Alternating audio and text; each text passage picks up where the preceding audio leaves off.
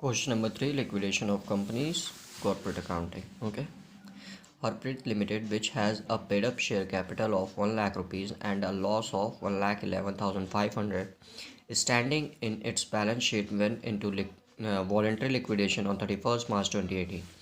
The following are the particulars with regard to its assets and liability as on the above date.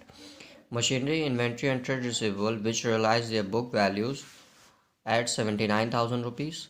Cash balance is 1,000, creditor 40,000, 6% debentures which carry a floating charge 50,000 and interest accrued thereon for 6 months, that is 1,500 rupees. The above debentures were paid off with interest up to 30th September 2018. On this date, a first and final dividend was also paid off to the creditors. 5,000 of the creditors are preferential. तो देखिए, जो आपके यहाँ 40,000 रुपये creditors दिए थे, इसमें से 5,000 रुपये के क्रेडिटर्स जो हैं वो प्रेफरेंशियस क्रेडिटर्स हैं, and the rest are unsecured. और जो बच जाएंगे वो अनसिक्योर्ड हो जाएंगे।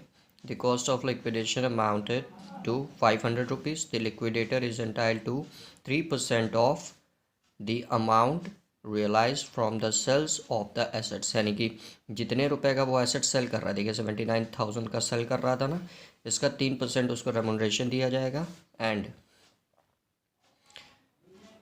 From the sales of assets, and 2% of the amount distributed among to the unsecured creditors. और बाकी 2% जो अनसिक्योर्ड क्रेडिटर्स को पैसा पेमेंट होगी उसका निकलेगा। तो इसमें देखिए कहीं भी मेंशन नहीं किया है कि प्रेफरेंशियल क्रेडिटर को छोड़ देना है। तो यहाँ पे जब भी हम लोग इसका रेमुनरेशन कैलकुलेट करेंगे तो प्रेफरेंशियल और अनसिक्योर्ड दोनों कंसीडर किया जाएगा। By way of his remuneration prepare liquidators statement of accounts. Okay, तो चलिए शुरू करते हैं। क्वेश्चन नंबर 3 का सोल्यूशन चलिए शुरू करते हैं। तो सबसे पहले देखिए, कंपनी के पास कैश बैलेंस था, तो सबसे पहले उसको लिख देते हैं 1,000 रुपये का। So cash balance 1,000 rupees. फिर सारे एसेट्स को देखिए रियलाइज़ किया गया, मतलब बेचा गया, जिससे हमको मिल रहा है 79,000 रुपीज़।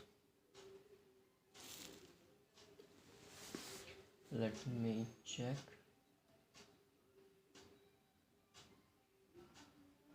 या करेक्ट। अब इसके बाद से देखिए हम लोग पेमेंट करते हैं। तो पेमेंट जैसे मैंने बता चुका एक सीक्वेंस में होता है। सबसे पहले liquidators commission, sorry liquidation expenses,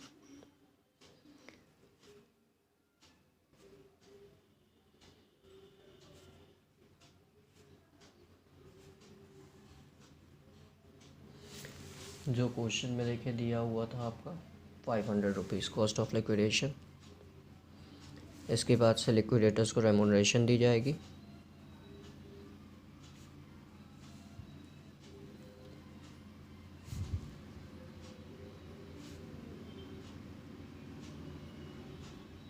तो रेमुनरेशन देखिए दो चीज़ पे मिल रहा है, एक ऑन एसेट्स और एक आपको मिल रहा है ऑन अनसिक्योर्ड क्रेडिटर्स। तो इसका भी वर्किंग नोट से हम लोग कैलकुलेट कर लेंगे।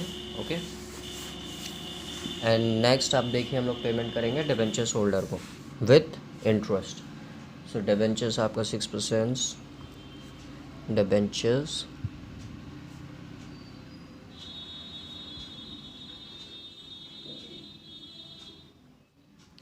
होल्डर। ओके, डिबेंचर्स होल्डर देखिए हमारे थे आपके 50,000, जिस पे हमको इंटरेस्ट भी पेमेंट करना है, तो इसके लिए भी वर्किंग नोट करना पड़ेगा हम लोग। तो चलिए वर्किंग नोट शुरू करते हैं। ये दोनों कैलकुलेट कर लेंगे।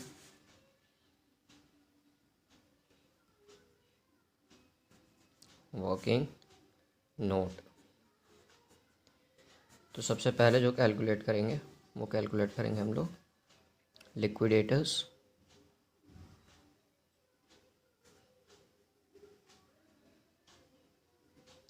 रेमुनरेशन।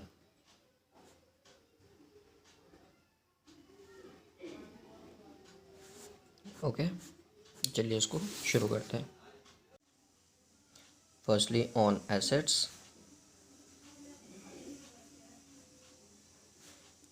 तो देखिए कितने का मैंने एसेट्स बेचा था, 79,000 रुपीज़ का। इस पे आपको 3% के हिसाब से रेमुनरेशन मिलना है। सो 0, 9 3 जा 27, कैरी गया 2 और 7 3 21, 21 और 2 23, 2370 रुपये। तो हम लोग यहाँ 2370 लिख देते हैं, इसका भी लास्ट में चेक करेंगे। तो यहाँ लिख कर छोड़ देते हैं on unsecured creditors. Okay, second देखिए हम कैलकुलेट करने जा रहे हैं interest on 6% debentures.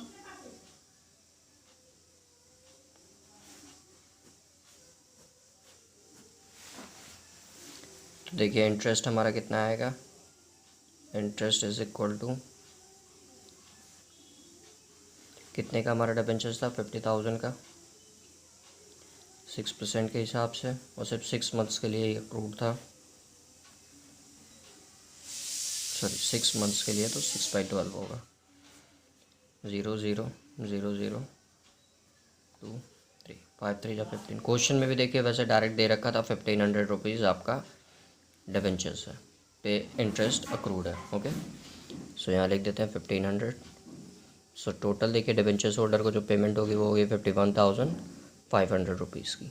Okay, and after that we will gonna to pay to preferential creditors.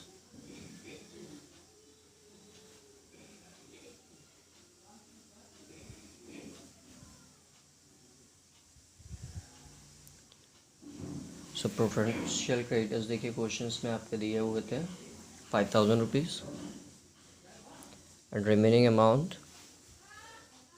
आपका अनसिक्योर्ड क्रेडिटर्स को पे होगा।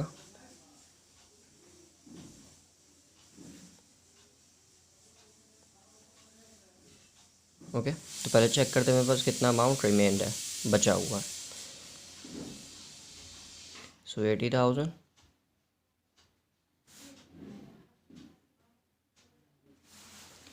इधर भी 80,000 होना चाहिए।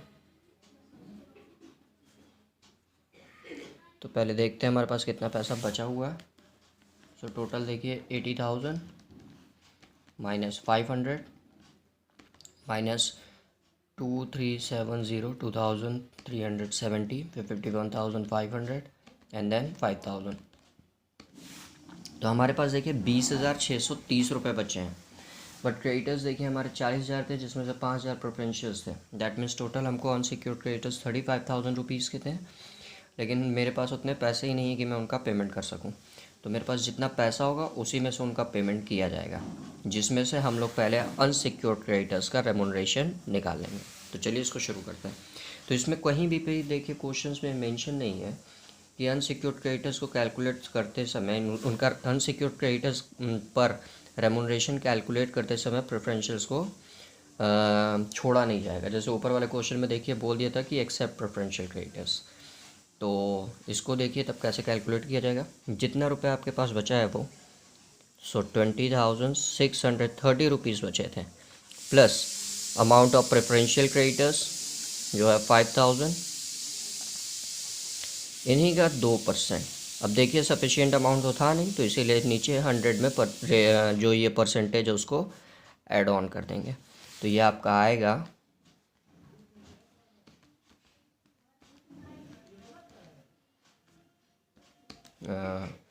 अप्रॉक्स 503 रुपये के आसपास। ओके, अब 503 रुपये के हिसाब से पहले इसका रेमुनरेशन यहाँ लिख देते हैं। सो ये टोटल देखिए हमारा हो जाएगा 3 7 5 3 8 और ये 2। अब जो पैसा बचेगा वो अनसिक्योर्ड क्रेडिटर्स को पेमेंट कर दी जाएगी। सो 80,000 minus 500 minus 2873 minus 51,500 and minus 5,000। So unsecured creditors को आपका पेमेंट होगा 20,127। ओके, इजी क्वेश्चन था। किसी को अगर हमेशा की तरह कोई भी डाउट हो तो टेलीग्राम लिंक पे या कमेंट करके किसी भी तरह से मेरे से पूछ सकता है। Okay, thank you.